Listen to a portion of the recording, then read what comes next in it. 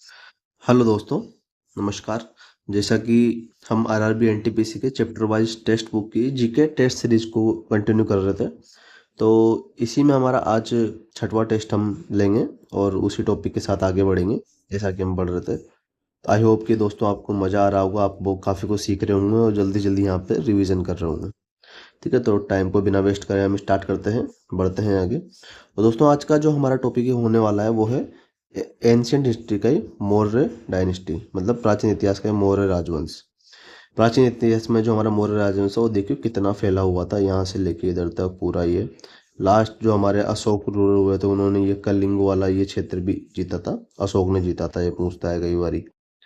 ये हमारे पाकिस्तान वाला एरिया है, ऐसे करके। ओके दोस्तों, तो चलो आगे बढ़ते हैं। हमारा आज का पहला क्वेश्चन है कि सारनाथ में शेर की राजधानी निम्नलिखित में से किस राजा से संबंधित है। दोस्तों आपको पता है कि जो शेर के बारे में जो हमारा जो शेर के बारे में बताया गया है वो हमारा जो सारनाथ का जो स्तंभ है, जो कि हमारा नेशनल आइकन भी है, नेशनल आइकन, वो कौन से राजा के टाइम का लिया, हमने लिया है अशोक के, आप सभी जानते हैं। जिसमें शेर, हाथी, घोड़ा और बैल, ये चार चीजें वहां पे बताई गई है। ठीक है, तो नेक्स्ट क्वेश्चन में चलते हैं।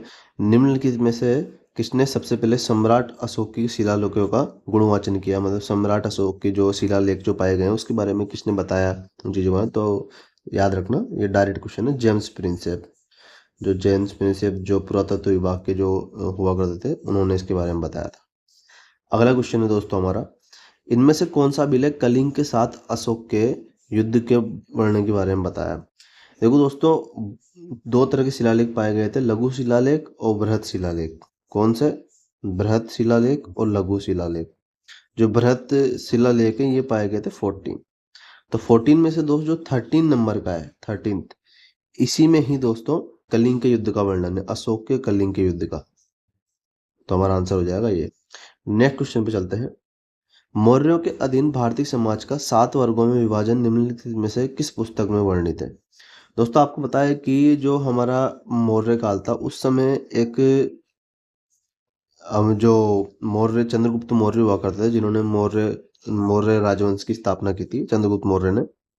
तो उनके दरबार में एक फेमस दरबारी वो था, लेखक या कवि हम बोल सकते हैं, उसका नाम था दोस्तों इंडिका, मतलब सॉरी इंडिका तो उन्होंने बुक लिखी थी, उनका नाम था मेगस्थनीज, मेगस्थनीज। और दोस्तों आपको पता ही है ये मेगस्थनीज कौन था।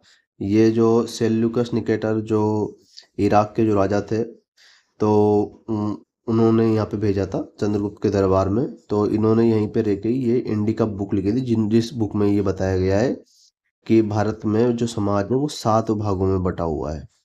कितने भागों में? 7 भागों में। जैसे क्षत्रिय हो गए, काम करने वाले, व्यापारी लोग, सबको अलग से 7 भागों में बताया गया इस इंडिका बुक में ही। और इसको लिखने वाले कौन है? मेगस्थनी, जो सेल्यूकस निकेटर के दरबार से आए थे। सेल्यूकस निकेटर कौन है दोस्त? जिसकी पुत्री से चंद्रगुप्त मौर्य ने शादी की थी।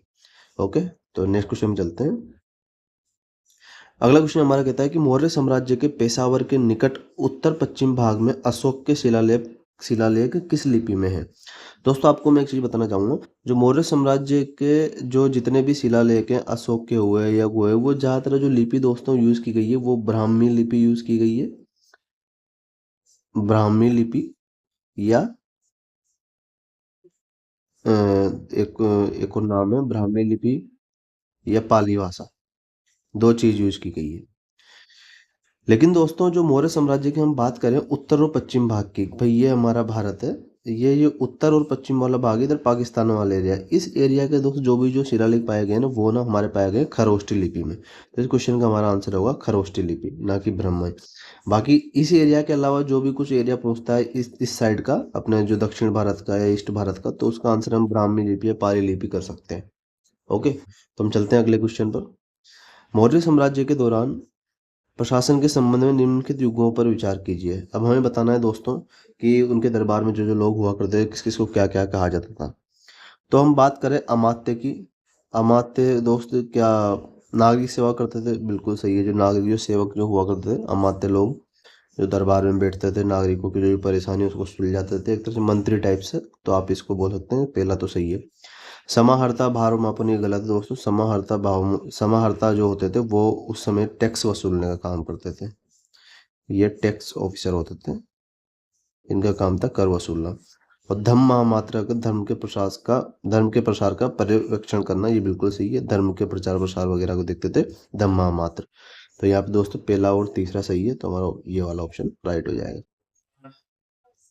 अगला क्वेश्चन हम बढ़ते हैं, कौन सा साहित्यिक स्रोत बताता है कि कैसे चंद्रगुप्त मौर्य ने नंदों को उखाड़ फेंकने के लिए चाणक्य की सहायता प्राप्त की। अब दोस्तों यहाँ पे आप इंडिका नहीं करना, क्योंकि इंडिका में ऐसा कुछ नहीं बताया है कि चंद्रगुप्त मौर्य ने चाणक्य की सहायता ली थी, ये बताया गया है मुद्राराक्षस में। मुद्राराक्षस जो किताब है ये उसमें बताया गया है। ओके, तो अगला क्वेश्चन हम चलते हैं। और आपको बताइए दोस्तों, जो चाणक्य ने जो किताब लिखी थी उसका नाम था अर्थशास्त्र। जो अर्थशास्त्र नाम किताब का, लेकिन इकोनॉमी के ऊपर नहीं थी, ये थी राजनीति के ऊपर। अगला क्वेश्चन है हमारा कि मगध शासक बिंबिसार का चिकित्सक कौन था। आपको सबको पता है कि दोस्तों काफी फेमस क्वेश्चन है, उसका आंसर है जीवक। जीवक जो है बिंबिसार, जिन्होंने मगध साम्राज्य का, जो बिंबिसार हुआ करते थे, उनका ये चिकित्सक था। यूनानियों के लेखन में किसे सेंड्रोकोट्स कहा जाता था। आपको पता है दोस्तों, जो यूनानी लोग थे, सेंड्रोकोट चंद्रगुप्त मौर्य सेल्यूकस निकेटर की बेटी से विवाह किया था उन्होंने, तो वहाँ के लोग इसे सेंड्रोकोट्स कहते थे। इसका आंसर होगा चंद्रगुप्त मौर्य। अगला क्वेश्चन दोस्तों हम चलते हैं, अशोक द्वारा प्रसारित धम्म निम्नलिखित में से किससे संबंधित है। दोस्तों ये पूछ रहा है कि अशोक ने जो धर्म का प्रचार किया था वो किस संबंधित था। बौद्ध धर्म के सिद्धांत का, दोस्तों आपको पता है उन्होंने खुद बौद्ध धर्म अपना लिया था, तो बौद्ध धर्म आजीविका और चारवाक दर्शनों का मिश्रण, उस समय के अधिकांश संप्रदाय सिद्धांतों के अनुरूप नित्य सिद्धांत, राज्य की धार्मिक नीति। दोस्तों इसका सही उत्तर होगा ये वाला। ये उस समय के जो अधिकांश संप्रदाय के सिद्धांत हुआ थे, अलग अलग धर्मों के, सबके अनुरूप एक सबसे नैतिकता की व्यवस्था निकाल निकाल के, सबसे अच्छी चीज़ें निकाल निकाल के, तो उस समय के संप्रदायों के सिद्धांतों के अनुरूप उन्होंने उस तरह से धर्म का प्रचार प्रसार किया था। तो अशोक के द्वारा ये किया गया था। हालांकि उन्होंने बाद में बौद्ध धर्म को कर लिया था, लेकिन उससे पहले उन्होंने ये किया था। ओके, तो इसी के साथ दोस्तों हमारा ये आज का जो CT6 हमने कंप्लीट कर लिया है, CT6 मौर्य डायनेस्टी। और इसके पहले जो हमने पढ़ा था 5 CT हो चुके थे। ऐसे का टॉपिक वाइज हम GK के लेके चल रहे हैं दोस्तों, जैसे भी टेक्स्ट बुक में दिए गए हैं। आई होप आपको मज़ा आ रहा होगा, आपका रिवीजन हो रहा होगा। इसी तरह दोस्तों बने रहिए, और इसमें आपको डेली एक एक वीडियो मिलेगा, एक दो, कभी किसी दिन 2 भी मिल जाएगा, जैसे मेरे को समय मिलता है। बाकी आप यहाँ से ईमानदारी से मेहनत करते रहो, पढ़ते रहो, और कुछ भी लगे आपको दोस्तों, कुछ भी क्वेश्चन अलग आ रहा है या कुछ पूछना है, तो आप कमेंट सेक्शन में ज़रूर बताएं। और वीडियो पसंद आ रही है तो लाइक करें, शेयर करें, और दोस्तों कंटेंट ऐसा ही आता रहेगा। और मुझे सपोर्ट करने के लिए आप यहाँ पे सब्सक्राइब भी कर सकते हैं, और सब्सक्राइब करोगे दोस्तों तभी आपको रेगुलर वीडियो भी यहाँ पे नोटिफिकेशन मिलता रहेगा। नोटिफिकेशन भी आप ऑन कर सकते हैं, बेल आइकन भी। ओके, जो इस टाइप का जो होता है दोस्तों बेल आइकन, वो लाल लाल से कलर का ठीक, चलो ठीक है, मिलते हैं दोस्तों नेक्स्ट वीडियो में।